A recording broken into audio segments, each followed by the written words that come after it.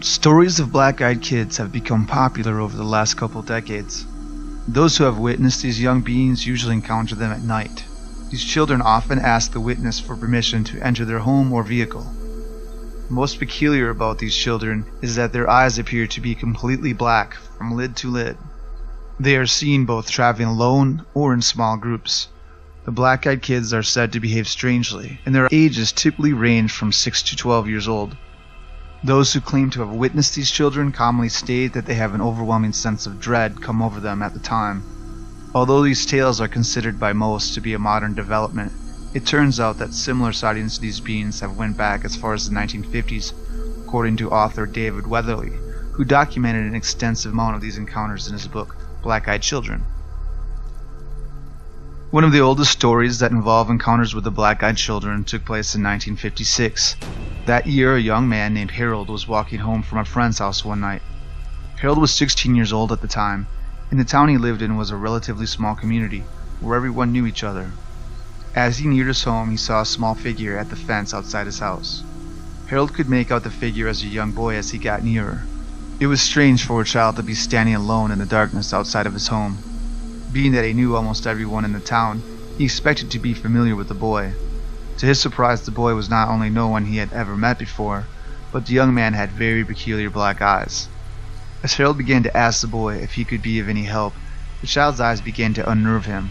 They were completely black and stared at him intently. Fear began to come over him as the child just looked at him without responding to his questions.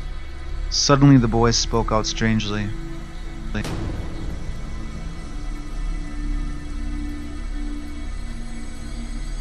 The fear that had been growing inside Harold now turned to dread, as the strange child that had been waiting in the darkness was now firmly demanding to be let inside Harold's home. Harold looked around with the urge to run intensifying him. The boy spoke again.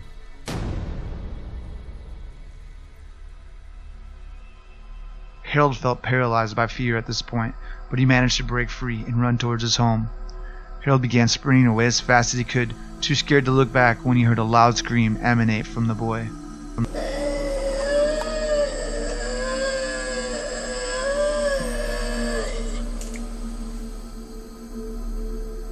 Harold ran to his house and quickly escaped inside. The parents saw the fear on Harold's face and urged him to tell them what happened. After relaying the story to them, Harold's father grabbed a shotgun and went down the street looking for the being. He searched the area, but there was no sign of the child. Harold's mother would remain concerned about her child after the encounter as he struggled to deal with the experience in the following days. She eventually took him to a local church to ask the clergy there to place a blessing on him. Harold would never see the black-eyed child again. Harold's story took place long before the legend of the black-eyed kids would gain notoriety during the rise of the internet over the last couple decades. These beings appear to have come to modern awareness back in 1998 when a journalist named Brian Bethel shared his encounter on a ghost hunting forum. Bethel stated that the encounter had taken place 2 years prior in Abilene, Texas. Bethel was parked in a movie theater parking lot one evening. He was using the light from the parking lot to write out a check for a utility provider when out of the blue he heard a rap on his driver's side window. Startled, Bethel looked out to see that there were 2 young boys between the ages of 8 and 12 standing beside his car peering in at him. The children were wearing hoodies in the darkness. Their sudden appearance immediately caused Bethel to feel a sense of dread that he could not comprehend. As he rolled down his window to ask the children what they wanted, the fear would grow. They told him they needed a ride home to get money to see a movie, Mortal Kombat, that was playing at the theater nearby. With an irrational sense of fear overcoming him, the first boy would continue to try to persuade Bethel for a ride.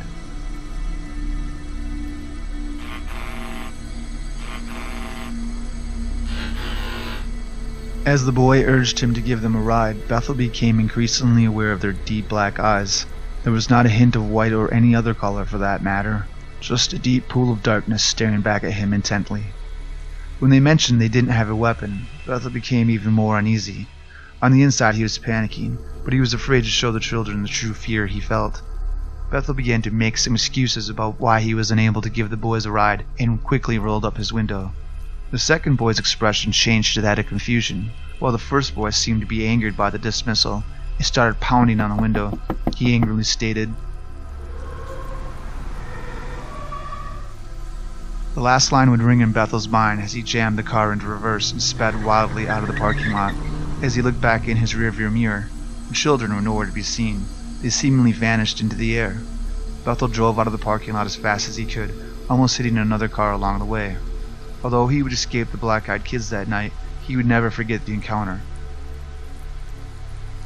Bethel would eventually share his experience 2 years later, and the legend of the black-eyed kids would steadily grow via the internet from that point forward.